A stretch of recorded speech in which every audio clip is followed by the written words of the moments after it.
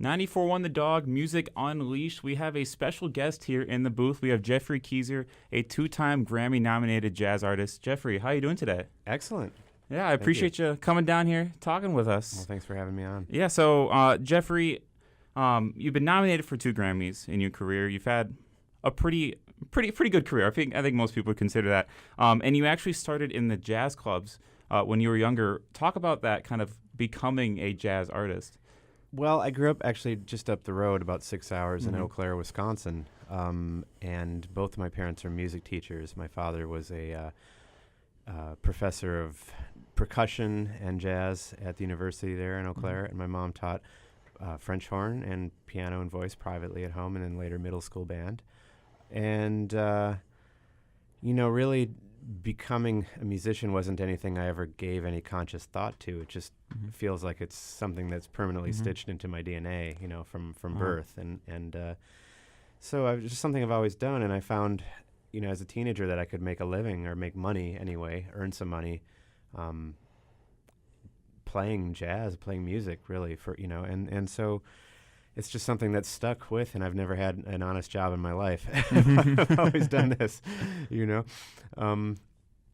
But the Grammy things, I mean, those are nice. It's industry recognition, and that's a nice thing to be able to put on your resume, but it is certainly not a laurel that one can rest on. I mean, you have to keep working hard, and I'm touring constantly and trying to pay the bills and support my family like everybody else. And I feel like every time I hear about an artist coming up, they always have that one influencer when they were younger. Was there like one artist or a few artists that you listened to that kind of influenced your style?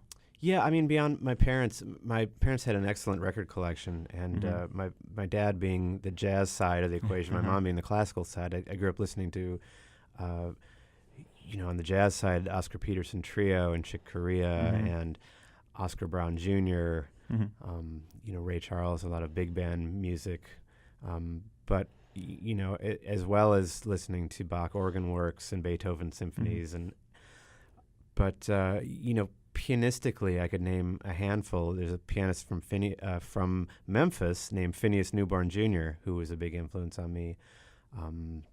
Obviously, Ahmad Jamal, Herbie Hancock, Chick Corea. The list is, we could be here all day. Oh, yeah. I could be naming names, but for sure, all the great American jazz pianists, Yeah. And as you started touring, or later on, you toured with Chris Bodie, a trumpeter. I know you have a relationship with him. How is that relationship? It was great. I did 10 years on the road with Chris, and he's a great guy to work for. A fun gig, It's a great show. I would happily do it again. Yeah. I've toured with the Ray Brown Trio for 3 years. Toured with Art Blakey and the Jazz Messengers. It was my first gig right out of Berkeley, and Art Farmer, Wayne Shorter Quartet. David Sanborn. I'm currently on the road with David Sanborn, and it's been a great ride. Yeah. And the list just goes on and on. It seems like I'm mainly focusing now on my own projects and getting out there as a leader again. Something I did in my 20s, and then kind of did a lot of sideman work and a lot of other kinds of projects. And I'm now in my late 40s, trying to be a band leader again and focus on that as much as possible. Including the new record that just came out, called On My Way to You, which I'm guessing we might be able to play a track off. Oh yeah, we'll play a track of that in just a bit, but let's talk about that album a little bit.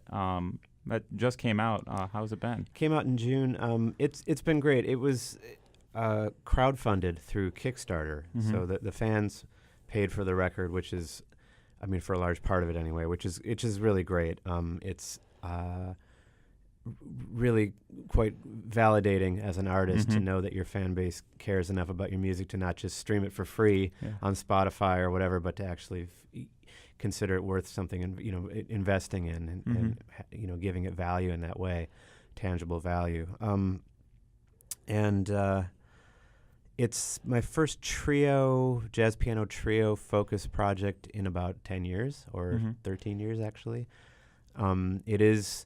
Out of 10 tracks, 5 tracks feature a vocalist named Jillian Margot as well. So it's trio and quartet on some of it with vocals.